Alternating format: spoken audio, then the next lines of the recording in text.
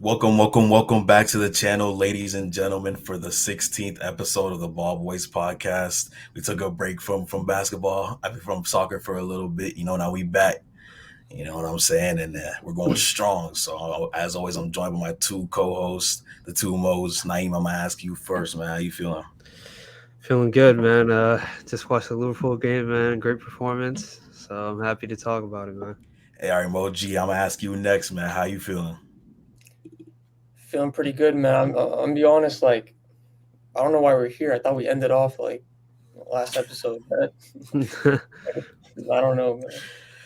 It was too many good games that happened over the past couple of days, but we had to Yeah. come back and cover them. You know what I'm saying? But yeah, like I said, we had 5 Premier League games that happened in the past couple of days since our last upload. Some that got to really turn the tide of how the Premier League ends up, the landscape of the league this season.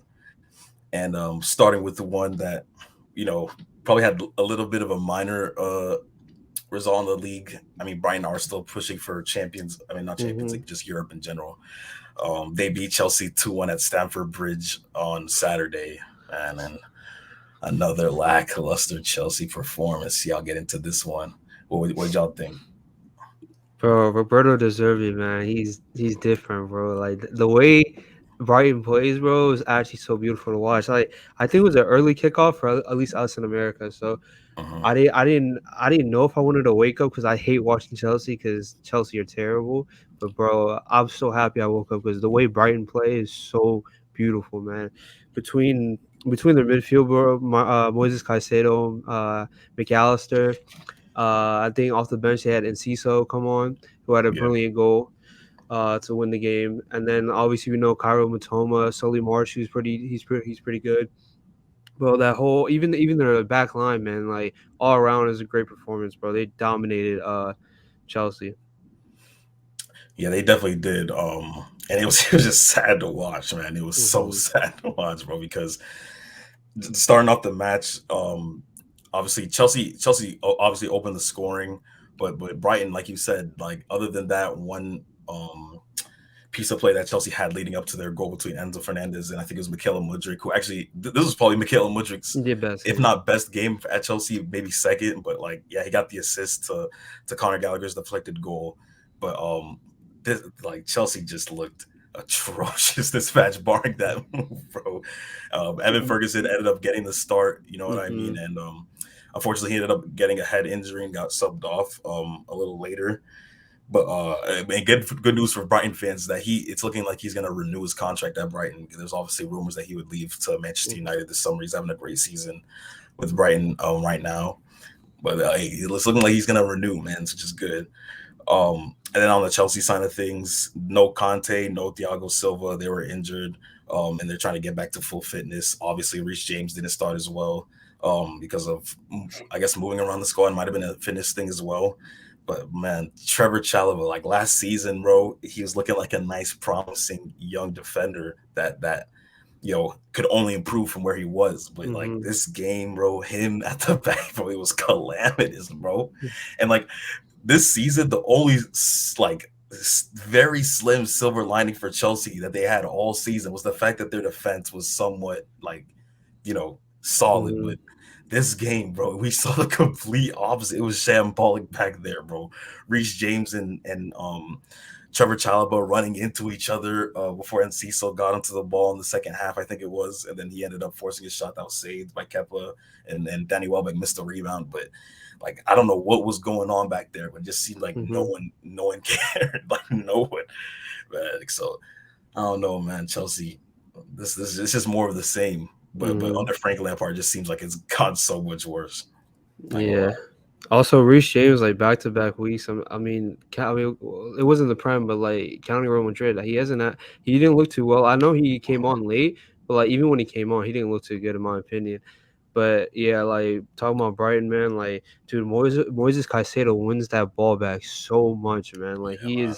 he's a problem in that midfield. And I know whatever club gets him this summer, bro, it's gonna be a hefty price tag, but it's worth it, bro, because he's a promising young player, man. For sure. He was, it's like you said, winning balls back.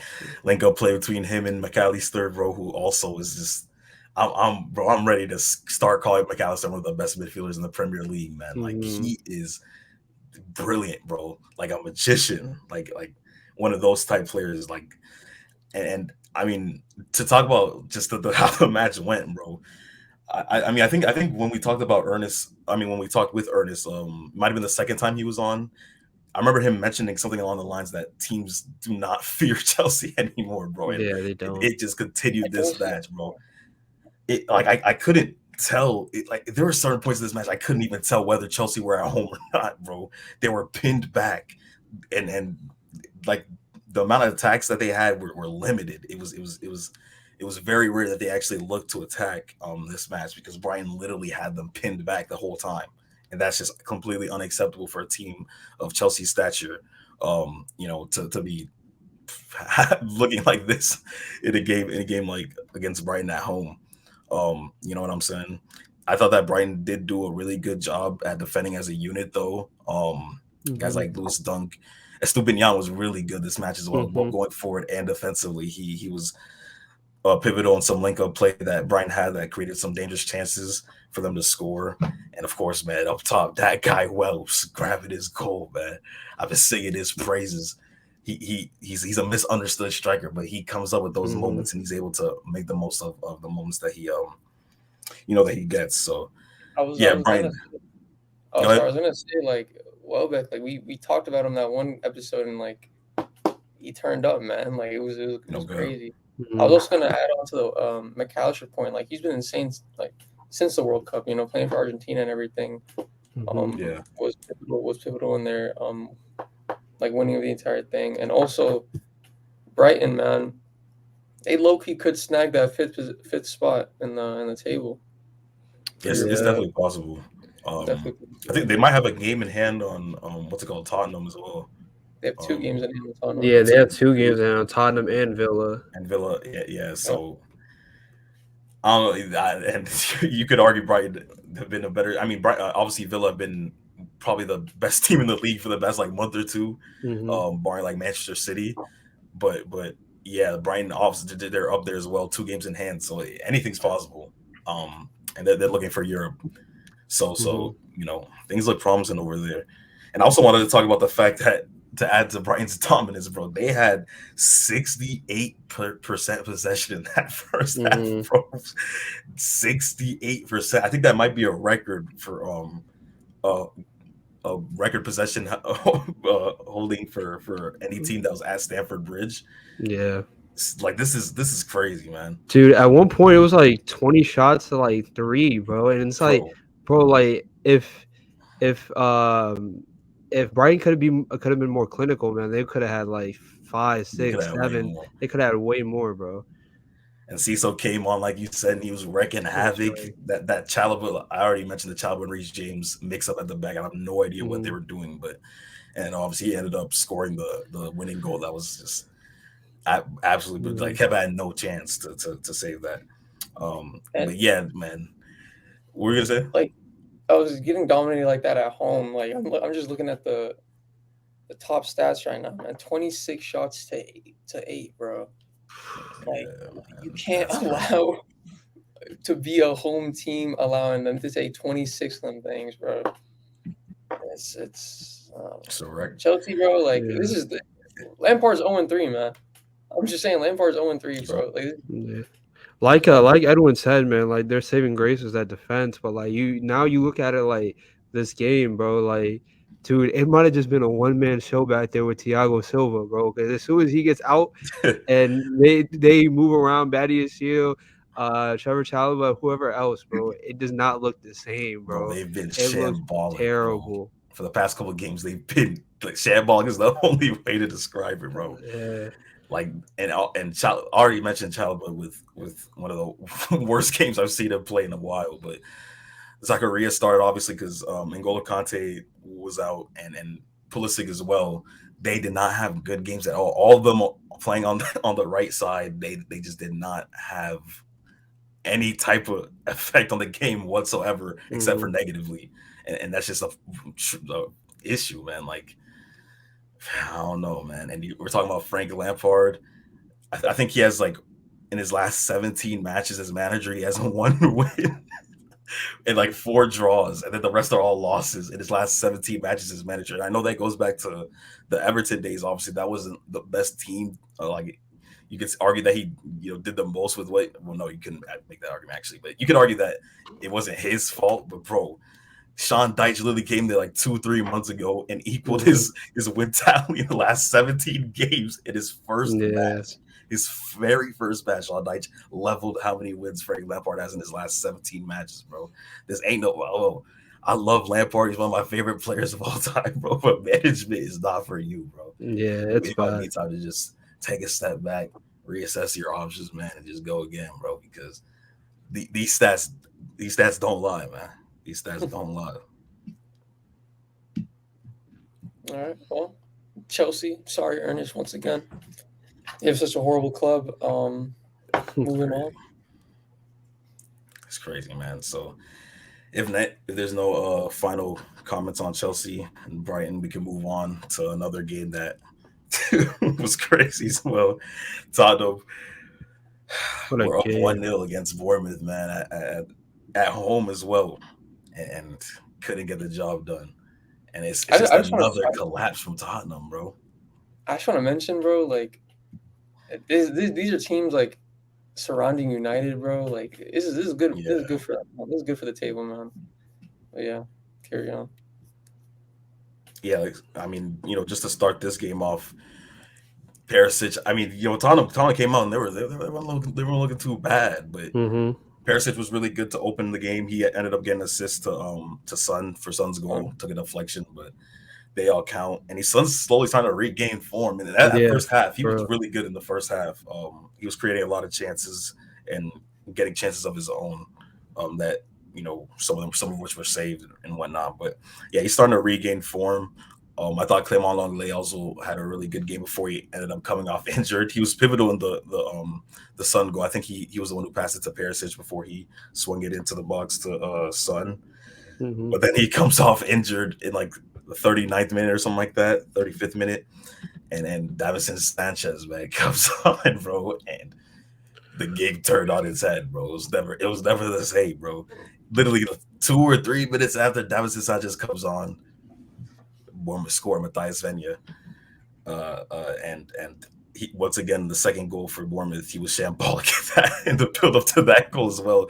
It's like, bro, Davinson Sanchez has a habit of just literally not knowing where he is on the football pitch. It's actually so concerning, bro.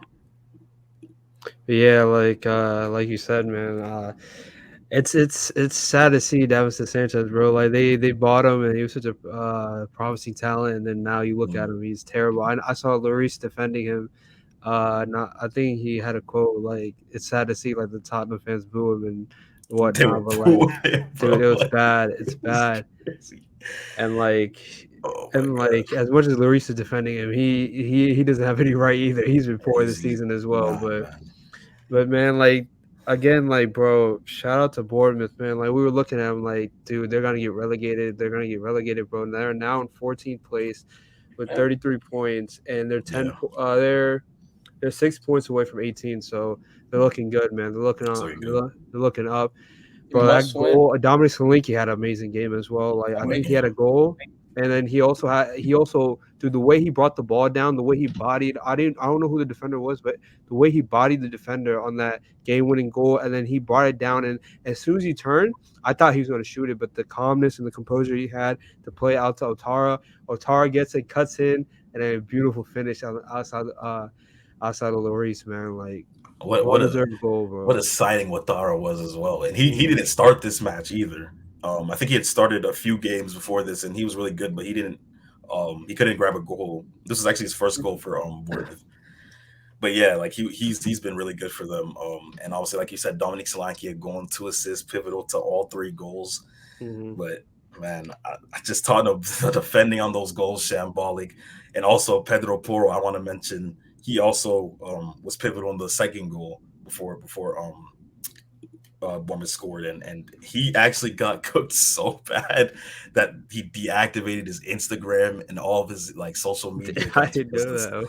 Bro, Tottenham fans were cooking him, bro. Him and Davinson Sanchez, but yeah, I guess he couldn't take it. It's kind of sad because Pedro Porro is like a Mhm. really good guy, and he's been like really Mhm. passionate about Tottenham since he's got there, and he obviously wants to win there, but he just had a Mhm. bad game today against Bournemouth. There's a lot of cross and inshallah going on this game from Yeah. Tottenham, bro. Pedro Porro was swinging in crosses that went nowhere, man. And also you have Kane in the middle, who we can talk about now on Tottenham's second goal when Daniel scored. Mhm. It was a little controversial. Some might have thought that he was offside, blocking the goalkeeper's view. I at least I thought it was. I don't know what y'all thought. Did y'all think it was onside or not? Yeah, I think he was blocking the goalkeeper's view, man. Like if you look at it, like he was like in perfect line. Like the ball, like as soon as he got struck, like it just hid behind Kane, and the goalkeeper Mm-hmm. couldn't see it. But like, I mean, it is what it is. We know VAR is inconsistent, bro. There's no real thought at this point Yeah, that goes into it. it is kind of hard to say though, because I remember watching when it happened. The commentators made a good point where they said like, if it were offside, the goalkeeper Neto probably would have had some sort of complaints or like some sort of like he would have got up and been like, hey ref, he was obstructing my view. I really couldn't see where I was Hmm. like where the ball was, but Yeah. there's none of that from him. So like they might have thought, oh, obviously we wouldn't know if he was actually only Neto would know if Yeah. Kane was blocking his view, but from the views they were showing it to me, it just kind of looked like he was impeding a Yeah, little bit. and But yeah, go ahead. I was gonna say the thing is like at that point the game's over. Like they're not gonna take the goal away. It's Mm, 'cause we had many instances in the Premier League, especially bro. Like you said, what team three instances of Brian. uh Brighton. Brighton, yeah, like three instances of referees making a bad call and then like trying to discuss it after the game. There's no point. There's no point. It happened, Hmm. bro. Yeah, You just gotta move on with it. I mean, Bournemouth ended up getting their justice anyway, Hmm. so Yeah. I'm sure they're happy with that.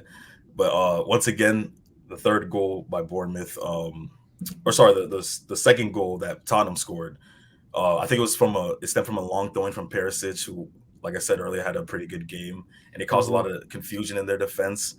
But like, you can't let the ball like stay in the air then bounce. Like, you can't let it do that as a Yeah. professional footballer. It just makes things really difficult to deal with. And any manager, that's one of the first things any manager will tell their defense, like, do not let the ball bounce around in the corridor of uncertainty like that. But luckily for Bournemouth, they were able to. And bro, when Tottenham scored, that was like, man, another collapse. Bournemouth, like when obviously the Arsenal game that happened a couple weeks ago, Bournemouth Hmm. collapsed in that one, and I was thinking to myself, man, y'all let it happen again, but then they went down Solanke, man, and the rest is history. Yeah. But, It's just another Tottenham finish, man. Another Tottenham choke. But I mean, they sit at fifth right now with 53 points. But again, Aston Villa, like you said, bro, they're probably the best team besides Man City. Like for the past month or two, they're on their tail, bro. Like only 3 points behind. Brighton are only 4 points behind. So uh, it's gonna be a tight finish again for top four, man. for sure, man. And another silver lining for Tottenham. There are reports that they're looking to interview Enrique very soon, maybe this week. So maybe Enrique comes in and gets the job done. But I don't know if he's their preference, but you know, it might look good for. And obviously Chelsea, I forgot to mention them too. They also are looking at Enrique. But if that's it for that game, we can wrap that up and head to our next match, West Ham. Man, Surprising result, man. Arsenal, bro, get scared now. Get Bro, scared. get if I'm I'm an getting Arsenal fan, scared. bro, I'm watching my coattails, bro. I'm terrified, man. City are only going up, man. There's They and only next going up, what bro. is it? Next match is they play next match for City play Arsenal. Yeah, the Yeah, it 26th. is. Yeah, it's gonna But be freaking. man, like we knew the meme with Arsenal, bro. Like if their first play is December, they'll choke it. They'll choke it. It didn't happen this year, but wow, bro. Like April, man. Like I think Alex Ferguson said, bro, the league starts in April, man. And Dude, it started, bro. Like it's bad. It's looking bad for Arsenal right now. Off of that, even before that Liverpool game, bro, they didn't. I think it was Aston Villa, maybe. I don't know. I forgot who they played, but I remember that game being very close and them barely winning. And bro, like since that Liverpool game, man, like I don't know what it is, bro. Like the players don't look the same, especially Bukayo Saka. He doesn't look the same. Obviously, he missed a crucial penalty this game. Arteta's management doesn't look the same on the pitch, bro. All around, like Partey didn't look too good this game. Zinchenko, I don't think he played. I think it was who else played? Ben White. Obviously, he didn't look, bro. Like this team is choking, man. They're collapsing at the wrong time, bro.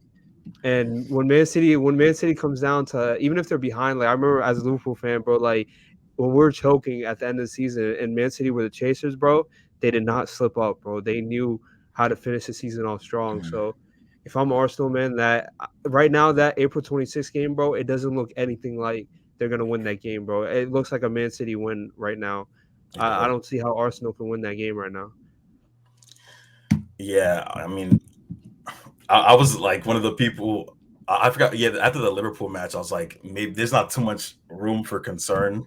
I thought that like Arsenal, obviously, they still control their own destiny, and I think that that's something that's very important. But obviously, like you said, that City games, it's looming, man, and they haven't particularly fulfilled me with much confidence in these past couple of matches.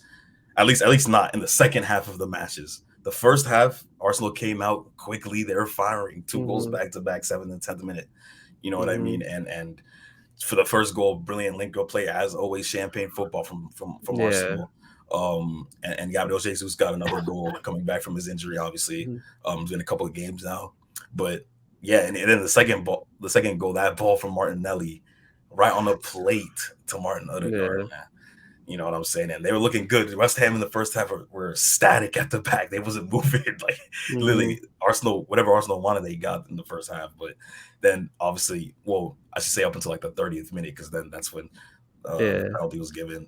And just a stupid risk from Partey trying to flick it over. I think it was Declan Rice, and there was a controversial moment in this match too, whether or not Declan Rice handled the ball. It's been debated. I'm not completely sure. I was leaning towards handball on that one, but it is what it is. Either way, dumb risk by Partey. Don't know why he was doing that. And then the challenge by Gabriel, he tried to pull out of the slide challenge once he realized that the ball was too far away from to reach with the regular slide tackle, but he caught Paquetá anyways. And some people were arguing that was a dive. I don't know. Yeah, it was a soft challenge, but like if like in situations like that where it could go either way, like if you make any contact on the attacker, bro, they're gonna call it a penalty. So he did clip his foot a little bit. It wasn't the hardest challenge, but it was very, very if you touch him, bro, it's gonna be a foul. So, dude, Gabriel, like obviously he's been one of the best center halves in this league the whole year. But man, like I know Arsenal fans, like he used to have that bozo gene in him, man, where he just used to do something stupid like out of nowhere. But Arsenal fans this year were saying, "Oh, it's gone." But it showed this game, bro. It pulled up this game, man.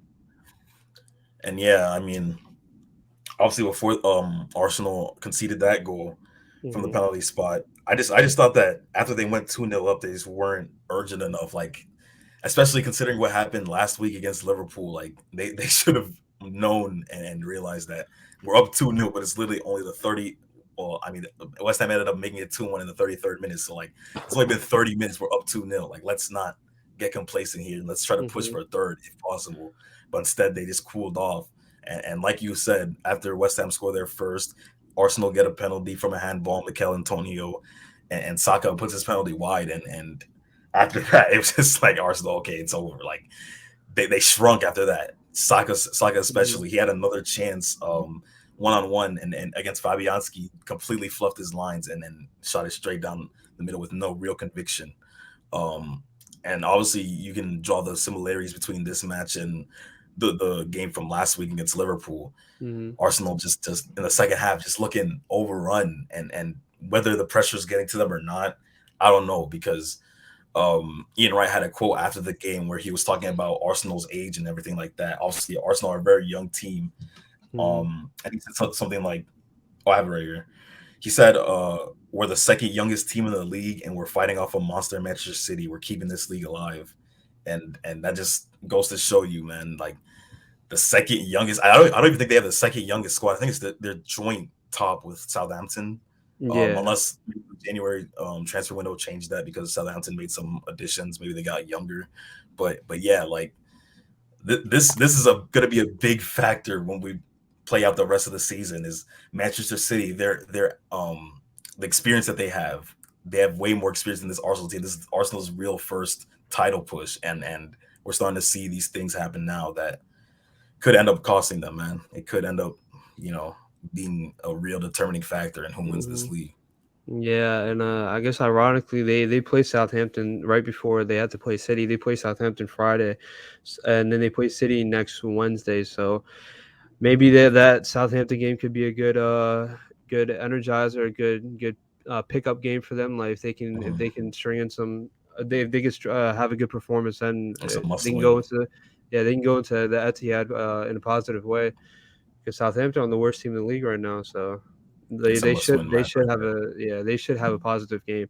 I mean, even if they win, I think it's just a performance more than the result for me right now. Like it'll show how they'll perform against City. Yeah, for sure. That City game, if it does come down to, I feel like that game it's either one or two ways for Arsenal. They either need to win convincing. I don't know if the game's tight, if Arsenal will be able to pull that game out. Especially considering the way they played recently, that Liverpool game, especially, like it showed how Arsenal deal with pressure. And the games that Arsenal have had earlier in the season kind of like made me think that they had the pressure factor down. The Bournemouth game in particular, where they're down so late and they were able to come back. But these games, it's the reverse. They're up. I think Arsenal have actually won the joint most matches coming from behind in the whole season. And the flip side of that, when they're up, it's not looked good. They've blown back-to-back 2-goal leads, and the pressure might be getting to them now. Yeah, man. Like April is the time where you have to come up clutch, bro. Like you said, like you thought they had the pressure factor down, but as much as like everyone's like that Liverpool game, as much as everyone's saying Arsenal should win this and that, like Liverpool aren't on a good form, bro. Like when you play top 6 teams and you play those big teams, and especially like Liverpool and City, like they know how to finish the season strong, and they know how to. They've been in this position before, like towards the end of the season, bro. It doesn't matter what form it is, bro. You come into a top 6 team, especially at Anfield too, like bro, it's gonna be a different type of game. And obviously, you said Arsenal are probably the youngest team in the league, and they're just not used to it right now, man. Right. Especially the form that Saka's in right now. Hopefully, he gets it right mentally, because more than his like ability on the pitch right now, like mentally it's where it's got to start. Like you got to get it right mentally, then you can put that onto the pitch. Like we said in the NBA video, man, it's youth versus experience. For sure. Because City are looking to pounce right now, man. It's looking like City have been on fire recently. They haven't lost a match since February. Bro, they've been cooking. Like this is the time to hit form, and City are doing it like in a major way, bro. And I guess the last stretch, man. They're winning when it counts. Yeah, well, they've always been winning, but like they're especially winning when it counts, bro. You know? And we can give Arsenal their plaudits, obviously, for the fact that in the past few years, City have pretty much dominated, absolutely dominated the entirety of the league, like year by year. And the fact that Arsenal in their first real year as like pushing for the title contention, the fact that they've been able to do this with City is really impressive, despite their age and all that. So, for sure. I mean, very impressive from Arsenal, but they'll feel hard done by, I think, if they don't see the deal in this league, man. They've held that first like position for the entire season, right? Most of the season, man. Especially like this, especially 2023, man. Like, I think the whole time they've been first. So fair play, man. Fair play, Arsenal. Yeah, but wrapping up on Arsenal, man. Yeah, City with a game in hand, down 4. To the City versus Leicester game. City beat Leicester City on Saturday, I believe it was. 3-1 away from or at home, sorry. And at home. Haaland getting on the score sheet as always. He already leveled Mo Salah's record in the Premier League, 32 goals. And for a 38 match league, he hasn't broken the record for just the Premier League in general, but he has leveled Mo Salah's record for 32 goals in a 38 game season, man. So y'all tell me what y'all thought about this game. Like City, man, they keep on going on, bro. Haaland, like I don't know, bro. Haaland's a freak of nature, man. Yeah, man, dude's unstoppable up top, bro. Like he's in such a brilliant scoring form right now. And then, dude, I wanna to Kevin De Bruyne, man. Like, bro, if you think about in my opinion, the last 15, 20 years, bro, besides Messi, bro, I don't know if anybody else has a better final ball than Kevin De Bruyne, man. His final ball is so lethal and just so precise, bro. It's beautiful to watch, but. Yeah, City dominated that first half, but honestly, bro, if you look at that second half, it could have been at the end of the game. It could have been 2-3. It could have been a tie game, bro. It could have been a draw because the Leicester has some chances, bro. Especially James Maddison, he was creating. We know he's probably their best player and their most creative player, and he was creating for them. And if they just had more quality up top, Iheanacho just. Man, he should have had some goals, bro. I think Ederson probably made a save on one of them. He missed one. I know one of his shots hit the post. So if he could have been more clinical, we could have looked at a draw right here. Yeah, going on, Jamie, you've already brought out, man. That guy needs another goal or something, bro. Please, man. He has one goal in the entire season, man. I guess it's that shows why they're facing relegation. But. Yeah, I mean, especially if you're a striker, bro. Especially Jamie Vardy, you're getting up there in age. You gotta have the service. Constantly up top. Yeah, you gotta have the service, and I know they have James Maddison, but he's been injured for most of the year. Besides him, who's really creating for them in that midfield? So I know the service has been poor for Leicester all around. Yeah, like you said, the first half Leicester were absolutely atrocious. It was bad, and it was really just James Maddison taking on the entire team basically. And that first goal that John Stones scored, bro, great goal by John Stones, by the way. But that defending by Leicester was so bad. They got beat in the air 3 or 4 times consecutively. You can't let that happen. And then it falls to John Stones, who just pretty much just finishes off the job. But man, KDB and Haaland we talked about it. Haaland seems to be growing into this. I think you mentioned it last episode, maybe the episode 4-9, that you're saying that Haaland's starting to grow into the system more, or maybe the system's changed to fit Haaland more. And bro, you could see it in this game. I thought you said it's changed to fit Grealish more. Yeah, I said that it suited obviously in the beginning of the year it was supposed to revolve around Haaland, but I think he's fit in now, and I think now they're trying to involve Grealish more. You see that in 2023, Grealish has been on fire. And bro, KDB, Haaland, I think they're one goal behind, KDB has 8 assists to Haaland this season, and he's only one behind breaking the record, which is 3 people on 9. They're all joint. I think it's Stan Collymore and Robbie Fowler, and I forgot what the other ones were, but yeah, that partnership is just it's just instinctive. Haaland sees KDB with the ball, I'm charging into space, and no one's gonna stop me because bro is literally a freight train. Running dudes, bro. The strides, the power, the pace that he has is crazy, man. I compare him to Giannis in a way. Dudes are actually they're actually athletic in nature, bro. It's crazy, man. He got that. Every time he gets subbed off, now he takes off his hair. He's waving that thing around. Yeah. Pep keeps subbing Haaland off when he is about to do something crazy. He could have broke the record against Leicester. If the game is done, bro, sub him off, bro. You cannot risk an injury. Every second he plays, you can't risk an injury at this state. I know, go ahead. We act like Haaland's not going to score in the rest of the matches this season. Yeah, at least he could have done it. It could have been a special moment at home at Etihad. Yeah, but talking about the even for Arsenal, maybe. Yeah. That'd be I crazy. I mean, yeah, that's a league deciding game. But like talking about the subs, bro, I think the subs really like opened up the game. Like when KDB got subbed off, when Holland got subbed off, I forgot who else got subbed off. But dude, like Leicester, I don't know, like they just decided to play. Like, oh, Holland and Yeah. KDB are off. Oh yeah, let's turn it up now. And like I said, like it could have been a draw at the end of the day. That second half wasn't the best from City, but I think it was. I think they'll be fine. I don't think they have to worry about that. Yeah, bro. Like Leicester didn't have their first shot on target until the 70th minute of this match, Yeah. and that last like 20 minutes, they just it was just constant wave of attack by Leicester. Just seemed like Manchester City got a little complacent after being up like that, and it was kind of poor defending on the first Iheanacho on the Iheanacho's only goal where he tapped it in completely unmarked and no one was moving. They weren't even set to defend Khaleesi Iheanacho when he scored. And yeah, they just started to look a little nervous to me. Yeah, for sure.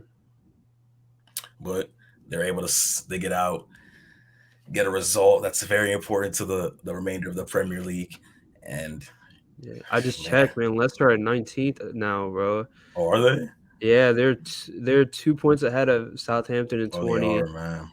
And they're 2 points away from Everton in 17th. So that relegation battle is still looking pretty tight. But I ain't gonna lie though, like a positive for Leicester. I mean, Dean Smith just came in. This was Dean Smith's first game, no? First game, yeah. And he's trying to reincorporate players that fell out of favor with Brendan Rodgers, like Yannick Vestergaard. He was training. I think he was training with like the U23s or something. Like Brendan Rodgers was not messing with dude, bro. And got him back up. Soyuncu, obviously, both of which Rodgers just did not. I guess he just didn't favor them. But yeah, I mean, like we said in the final couple, maybe 20 minutes of this game, Leicester can definitely draw up a lot of positives. Yeah, but also I wanted to call out Wilfred Ndidi, bro. What was he doing on? Was it the first goal or was it the second? I think it might have been the second, because the first one was the John Stones incredible volley, right? It was the second. It was the second. Yeah, like just dilly-dallying. De Bruyne robs it off of him, feeds Holland, and bro, that's just you get punished when you do stuff like that. You get punished, bro. You get like you see, like you said, the Holland just run like De Bruyne just has the ball. Holland just goes in, bro. That's like it's just that simple. Yeah, bro, but like he picks the ball up and scores. I think with Leicester too, you got to start from the top. The ownership, man. Like I don't know exactly like their average age, but like on the top of my head, like most of their better players are aging now, and dude, like you at the top of my head, you bring in Wout Faes, bro, in from the summer, bro. Like that's probably their best signing. Like, come on, bro, you got to do better than that. Like, and then you sell Schmeichel, who I guess like I mean, I don't know why you sell him, but hey, Sutar, they signed Sutar in January. He hasn't looked too bad. You know what I mean? Yeah, but like it's just not game changing in my opinion, man. Like they should have did better in the summer as well. Yeah. I mean, their team just like you said, it's just not good enough. It's aging. It's getting older, man, and they haven't had that spark this season. I don't know. Like, I mean, I guess Harvey Barnes and James Madison, like we said, they've been somewhat of a saving grace, but other than that, man, I don't know if they got what it takes to stay up this year, which would be kind of sad to get relegated like 7 years after you won the league. You get relegated. That's crazy. Not that 7 years is like a year or anything, but like still, it's kind of like it is kind of a short time though, like, in a way. I mean, it's such a short time that some players that were there then are still there, like Vardy. Yeah. And, like, I guess. Oh, go ahead. I'll say it's just like a huge drop off, bro. Like some teams, like they go from like winning the league to like maybe like 6th, 7th, 8th, 9th. You know, like first to relegation is insane, man. But yeah, they've been bad for a while now, man. So once they lost everybody from that championship team, like Conte, Mahrez, they had some decent seasons like in between where they like finished in like European places, Europa League places, and stuff like that. But nothing really stands out in particular. And especially not the last couple seasons, they've been fighting relegation. But so man, Leicester City. Hopefully, I hope they stay up. You know, but we can move on to another relegation threatened team losing. Manchester United getting a 2-0 win against Nottingham Forest. Mohammed, you can walk me through this one. It was a complete domination by Manchester United from beginning to end, man. How did you feel about this one? Even though we did like beat Forest, which is a relegation team, like it don't matter, bro. Like anything can happen, especially with United. So like winning this, especially with the surrounding rival teams losing their games, we'll get into Newcastle in a bit. Super important. Hold on, let me pull up the table again. Had it up a bit. Newcastle got thrashed by Villa, man, 3-0. Yeah, bro, it was bad. But United, 59 points. In third place right now, 3 points ahead of Newcastle, 6 points ahead of Tottenham, with a game in hand on Tottenham. So I think it's fair to say I think it's fair to say after, because Newcastle and United both play Tottenham next. So I feel like after those matches, we'll see like the final standings of what would be in the Premier League for those teams. But going into the game, the starting lineup, this is like an expected lineup, except for Savitzer, who unfortunately got injured during warm-ups.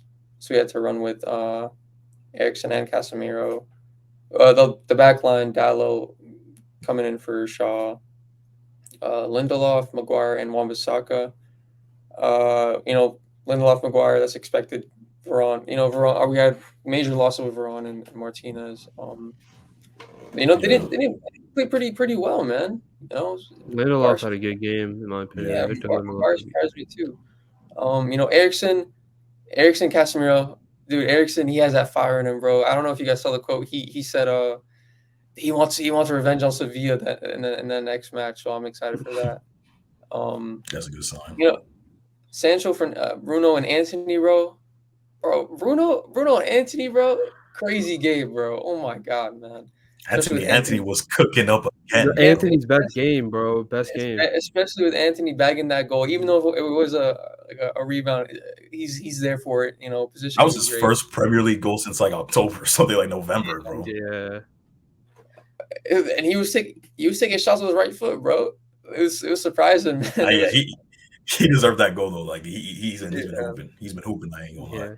And then Diego Dalot really helped him.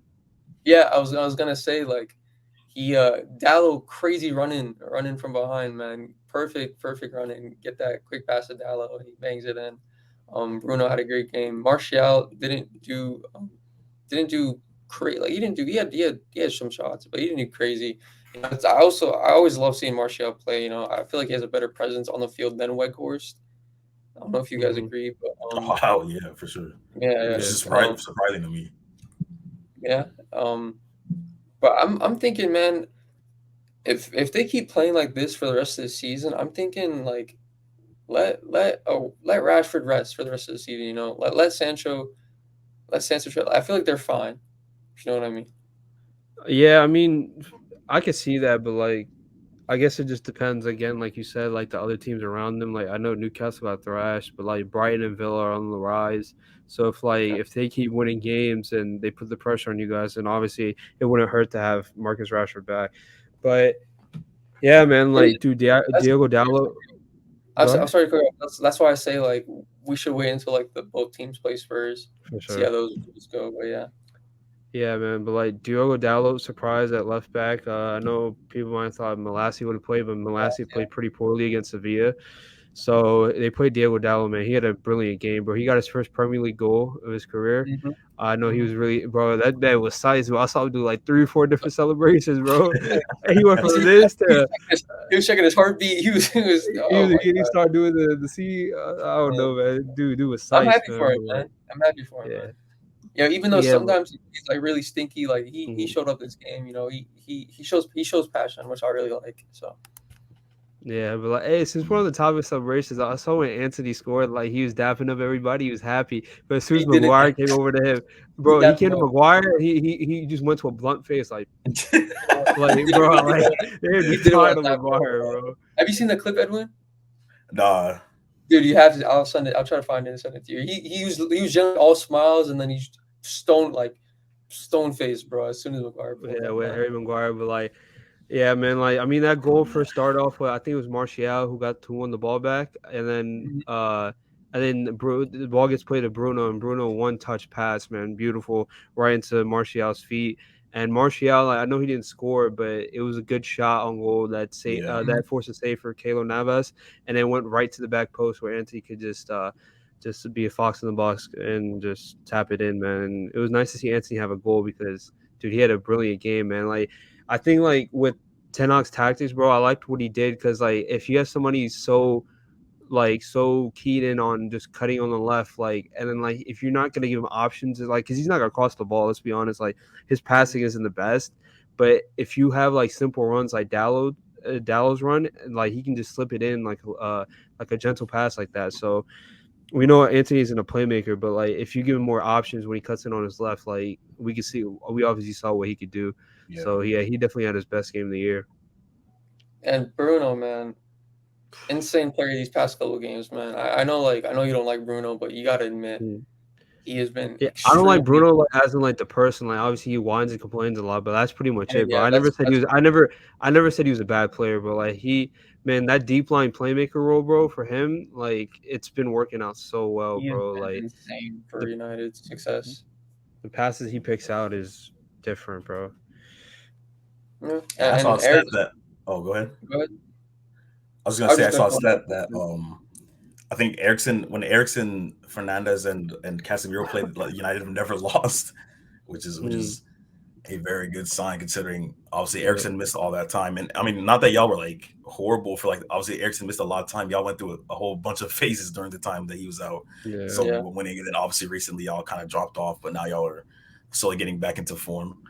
Yeah, it's looking, even with the injuries, and Gary Neville said it himself after the match that obviously we talked about Lindelof and Maguire at the back. Like even with the injuries that United have, Lindelof, it's not like Lindelof and Maguire are two like random center backs that y'all just together. Like, they've played. They have experience together. You know what I'm saying? Like they've played. Go ahead. I'm sorry. I was just gonna say it's because like the what's it called? The getting used to playing with Martinez and Varane, like it was like Maguire and Lindelof like were right here, right? And then when you go from them to Martinez and Varane, like it was just a crazy new experience, and then we were just used to that, and then it was going back to normal. But it's fair play to them; they had a great game. Like I think the biggest thing you're probably gonna miss is the ball playing ability from the back, because like we knew like Varane, like he's not good with his feet, but he's an amazing defender. Obviously, Martinez is an amazing defender too, but his ball playing ability is incredible. But like especially with Lindelof, like you kind of got that Varane type thing where like obviously he doesn't have the best feet either, but he did have a great defensive game. And Maguire, man, like I know he looked a little shaky out there, but like he was up and down. But if he can get some consistency and get his head right, then you guys getting a little too bad at the back. Yeah. Hey, last thoughts from you on the United game, man. Hey, y'all, I think y'all are good top four, man. I think I'm ready to say that y'all. I can be convinced even third, to be honest, man. Like that's how good I'm feeling about it. But hopefully Newcastle result, boy. Yeah. Hopefully we can snag a win against Spurs, and they could lose against Spurs. Newcastle will lose against Spurs. That would be perfect. If you guys can catch some consistency, then I think you'll be fine. Because like Newcastle, Tottenham, they've both been like shaky. They've won some, they've lost some. Like they've been going up and down, and so that's that. But again, Aston Villa, man, like and Brighton, bro, they're on fire. So you got to watch out for them. Just want to know, like, who's that team you call United, bro? Who's that team you call United? I remember that tweet. Okay. You guys will get back, man. And also, I wanted to add Forest are winless in their last 10 matches. So Yeah. If they want any hope of staying up, bro, that has to You said change, bro, because you said that's what? Earlier in the year, they had pretty good form. I don't know what happened. yeah, man. Wait, you said what you could offer me? Force what? They're winless in their last 10 matches. They're done, bro. Yeah, they're good, man. They live on points with Everton, but I don't know, Yeah. man. As much It's as we're just saying like teams are done down there, it's just they're all so bad that it's so close, bro. there's a couple of It's teams that so we can say close. they're done. Like I think we can say Southampton. Southampton are done. Yeah. Granted, a miracle or something happens. I think the boys do not look good, man. Hmm.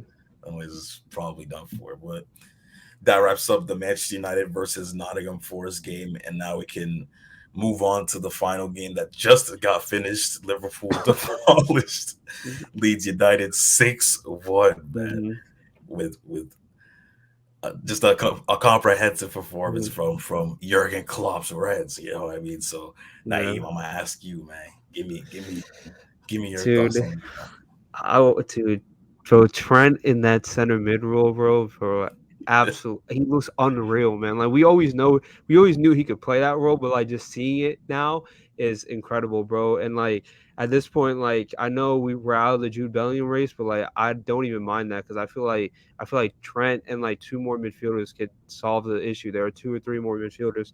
And then obviously get a right back because I don't know if I would be down to play three at the back, especially with Robertson then coming inside. But if we can find like a right back, maybe even Joe Gomez could play right back and Joe just keep Gomez, Trent in midfield.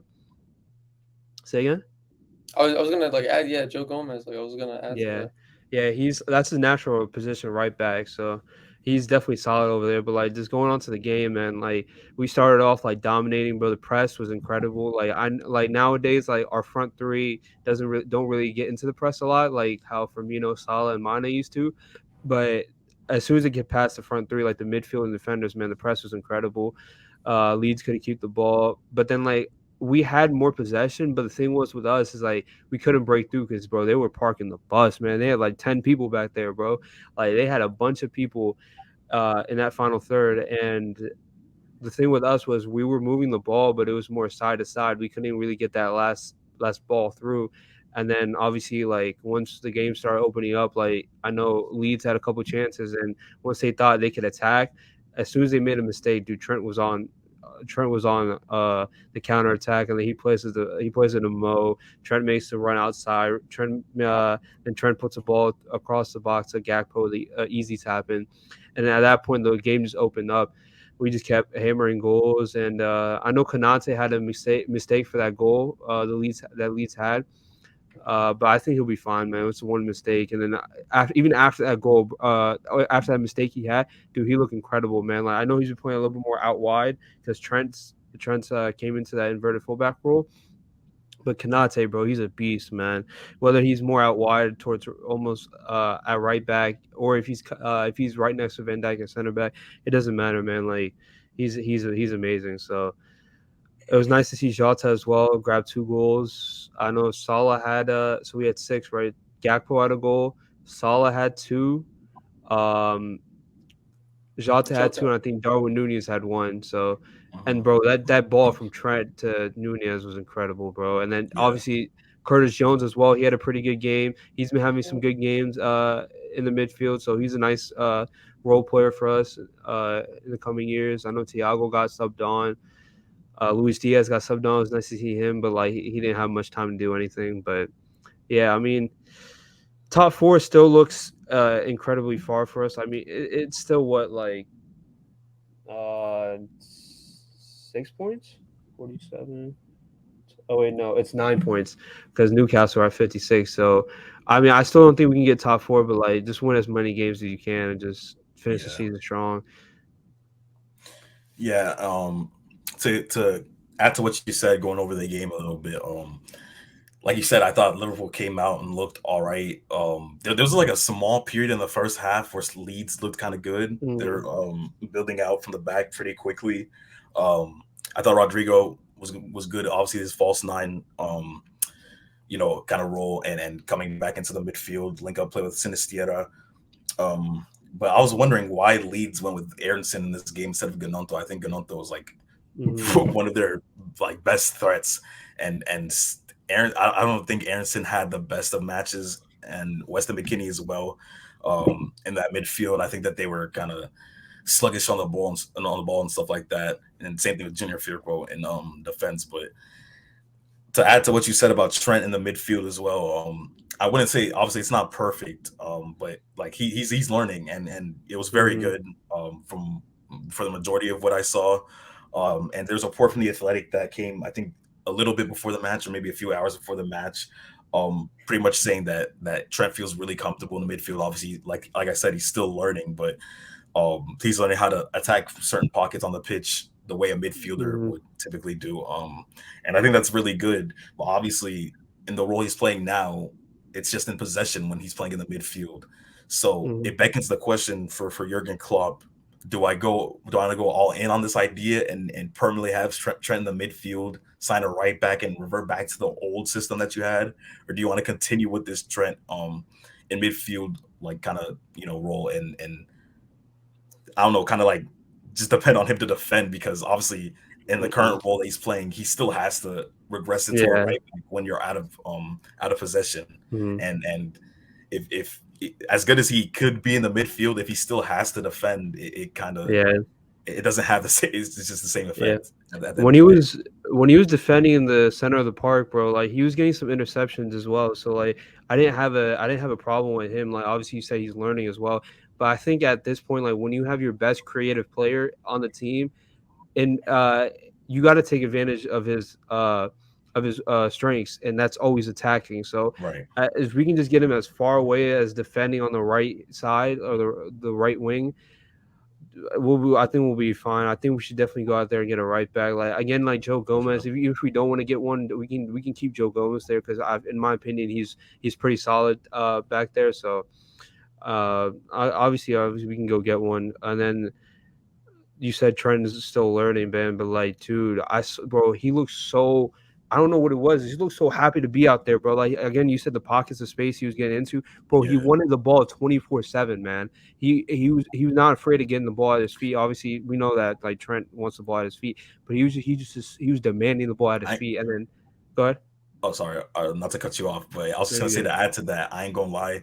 In the first half, in particular, he was like y'all's main creativity. Oh, like in the first half, I was like, bro, they need Thiago, because literally Trent is the only one trying to create things right now. And obviously, Klopp with the midfield of him, Curtis Jones, Fabinho, Henderson. It was like I didn't see anything. And Jota was, before his goal, was pretty poor too, I thought. But there's a lack of creativity aside from Trent. So it was like that is very, very, I guess we could say a good sign for him individually that he went into the midfield, and where he's been in the midfield for the past couple of games, he's immediately this much of a threat creates on the creative side of the ball. But obviously that doesn't really come as a big surprise, because even as a right back, he was having record-breaking assist seasons. So maybe the midfield does suit him more. Yeah. I was gonna say, like, what's it called? Like you said, it's not perfect like right now, but if he learns, like if he makes it perfect, he practices that position more and more. Like you guys could like end up having like a what's it called, a saving on Jude. Backing out of that race, it'd be a lot better for you guys in the long run. But yeah, and like obviously you said like saving money. Like we know FSG, man. Like they're known to not be big splurgers. So like obviously that will help out. But I think we still need a holding midfielder. I don't think Fabinho can cut it anymore. So even if we get, like, I guess, like in my opinion, my top target this summer at this point is Moises Caicedo. If we can get him, then that helps out Trent even more, like defending wise. So obviously there's still nuances in midfield and right back that Trent still has to learn. He has to still learn that defending his back as well, so he doesn't get the ball stolen from him, because there's gonna be more space behind him. But dude, like if we can just keep Trent in that midfield, and then hopefully, like in my eyes, like next year, like Thiago, Trent, and like maybe even Moises Caicedo, McAllister, we can get like both of them, or even like one of them, like I mean, it's looking up. But obviously, that attack, we have a bunch of options. Like you said, Jota, Gakpo. Gakpo look brilliant in my eyes. Like that false nine role. The only thing with him and Gakpo is like with the ball at their feet, they're not the best. So hopefully Gakpo can fix that. But like the pockets of space Gakpo gets into for that false nine role is just amazing. And then he attacks the ball after that with Salah and Gakpo on the wing. I mean Jota on the wing, but yeah, Jota, like I think I don't know, like the playmaking role, like I don't like him out wide just because obviously he's not good with his feet. So like having Darwin Nunez and Luis Diaz come back, especially Luis Diaz, man, like you said, we need more creative players, and like if we can get Thiago back healthy and into the mix, and then Luis Diaz, like dude, we'll have that creative problem solved out. Yeah, man, and that we spoke about Jota a little bit. That those couple of goals obviously will do really good things for his confidence too, because he hadn't scored in a while. Like it'd be like 30 matches since his last goal, bro. A little over a year. Bro, like that, which is a crazy stat because when he came to Liverpool, obviously he was firing, and obviously he lost that form.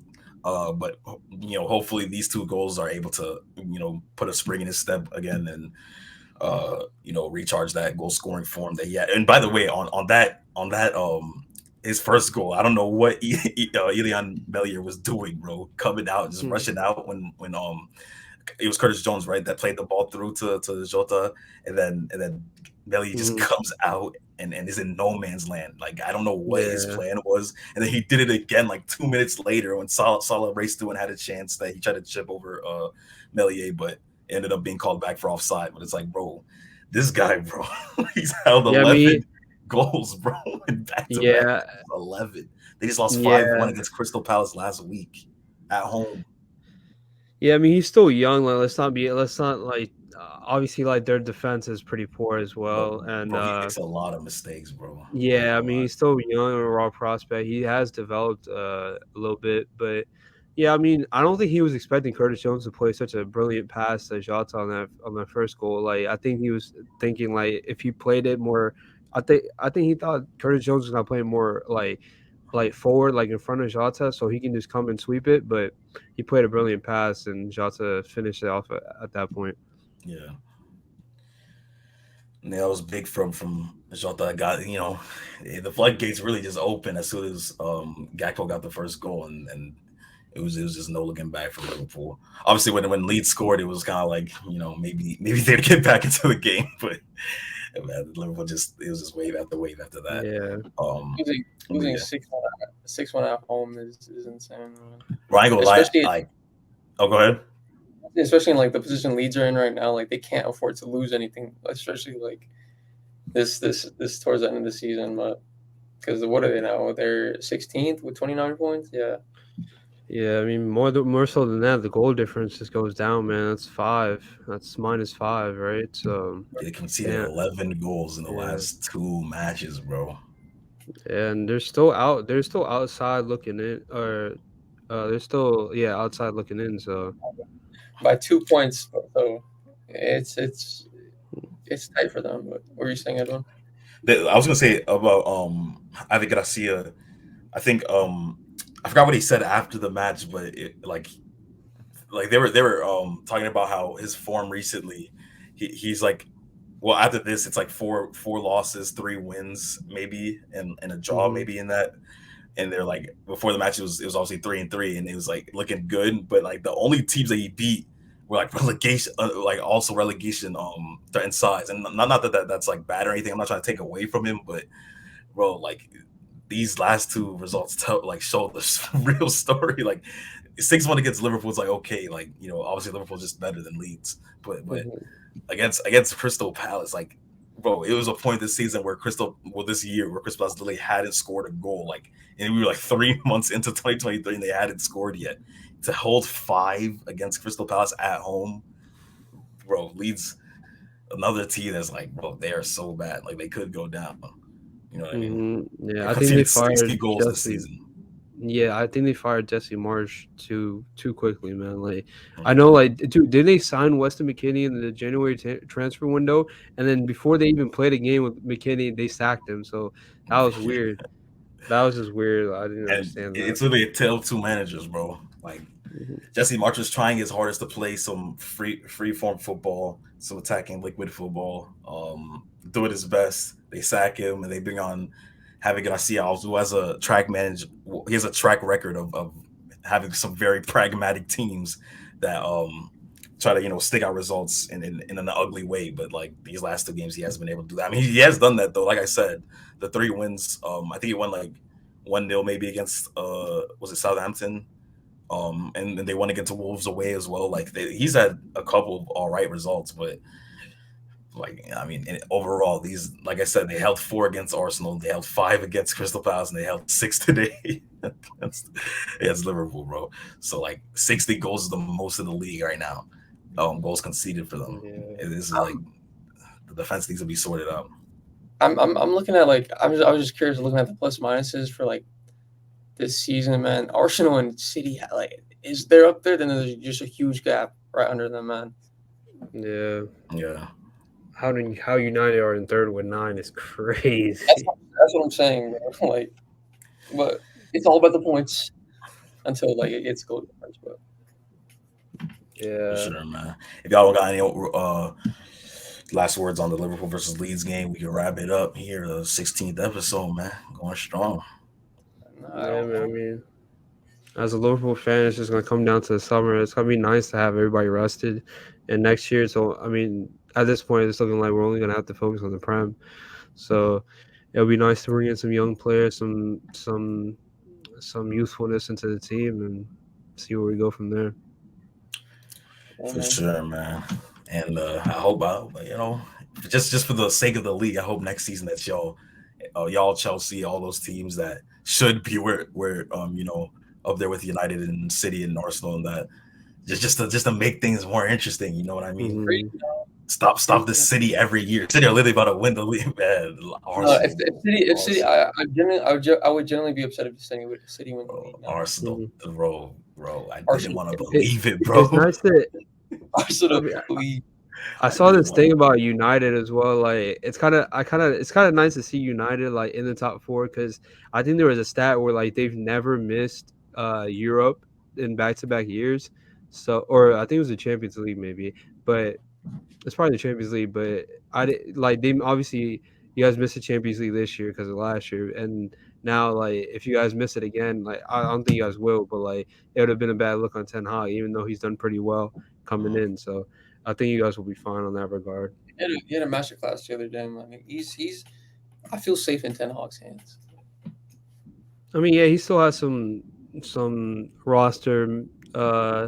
I think like changes he needs to make, but yeah, I mean, yeah, he's gonna get more acclimated to the league and everything. It's only up from here for you guys. Especially you guys have a better summer window. I just feel like he's just a man who just loves to take risks, and then sometimes they pay out, sometimes they don't. You know, he took one the other day, and it didn't turn out well. But now, like, this is like our usual base lineup, but he just loves to take risks. That's what you gotta do at the top, man. Yeah, he need to go tell that boy Klopp, man. He take some risk, Jurgen. You know what I'm saying? He took a mini risk with Trent, but I think he took it way too late. Like at this point, like it's way too late. He should have been dead. Some games was screaming out for guys like Fabio Carvalho, and bro was just rotting on the bench, man. Yeah, I mean, like now we just look at the next year, man. Oh, by the way, that was Liverpool's first win against clubs outside the top 6 in the whole season. They've only won one game. They haven't won a single game. Well, this one was the first against Leeds, which is a crazy stat. But yeah, that wraps up the 16th episode of the Ball Boys podcast. And as always, if you guys are still watching up until this point, if you could like, comment, and subscribe, and share the video with anyone you can. And as always, I ask my 2 co-hosts if they have any parting comments before we get up out of here. Hey, man. Another episode. Good win by Liverpool, and just want to continue and grow, man. For sure, man. Hey, by the way, both Sixers, man. You know what I mean? Game two, raging on, you feel me? I do have a question about that. So how are we going to cover NBA, guys? Like these playoffs, man? Probably once a week on the weekend, just to make it easy, because I guess we're free on the weekend. Okay. And so it'd just be easy if you just do it once a week. We finna talk basketball, man. We would what's it called, like, because I thought we would do like after each game, but that's too much. Yeah, that's too much. After each game. Yeah, that'd be that. Like after each day, you're talking about. After each game, after each day, shit. After each team has played like their second game, we would cover everyone. Oh, after like each game, all the game ones happen, then all the game twos. Yeah, that'd be way too much. Yeah, that'd be a lot of one episode. You guys want to do like okay, just every weekend we can, and then we'll like. I'm assuming like when the first round ends for every team, like we'll get onto that too. Some of these games have been amazing, man. Some of these Kings, man. Kings is crazy. De'Aaron Fox. That game was so crazy to watch. The atmosphere in the King Stadium was so crazy. Dude, I'm telling you, bro. I want the Kings to win. That beam got them going crazy in Sacramento. I want the Kings to win and then to drop off them Lakers, man. No, by the way, I was just about to say I owe all Lakers fans a formal apology because obviously John unfortunately got hurt, and we'll talk about it more on the weekend. Rui was cooking. Rui was cooking up. I doubted the squad. I didn't think anyone other than AD and LeBron could get it done. But hey, I always know Rui could drop. I said they've had assets, man. And Rui Hachimura stepped up the other day. Austin Reeves, I hate that guy, but like fair play, man. He's him. Shout out. Bro got some audacity to say he's him with LeBron and AD on the court, bro. I definitely cringed when he said that, but like he was just excited. He's him. Yeah, we'll cover that more extensively on the weekend, man, when we get to the NBA games. But as always, if you guys are still watching, you know what we say every episode. We out.